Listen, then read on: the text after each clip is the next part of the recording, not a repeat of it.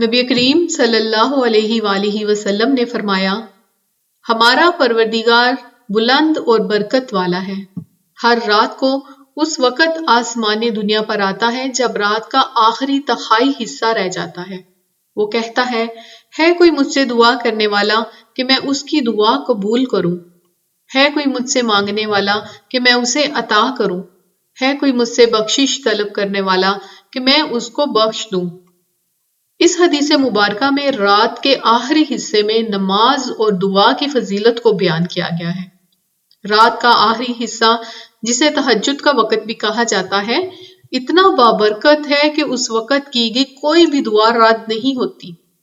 اللہ تعالیٰ کی ذات اتنی عظیم اور غفور و رحیم ہے کہ خود اپنے بندے کو اپنی ذات سے مانگنے کو کہتا ہے، اور پھر وقت بھی وہ بتا دیا کہ جس میں دعا کے رد ہونے کی قطعی گنجائش باقی نہیں ہے۔ لہٰذا انسان کو چاہیے کہ اس کی جو بھی پریشانیاں، جو بھی حاجات ہیں، وہ رات کے آخری حصے میں اٹھے اور اپنے پروردگار سے التجا کرے۔ بے شک تمام مشکلوں اور مصیبتوں کو دور کرنے والا صرف اور صرف اللہ تعالیٰ ہی ہے۔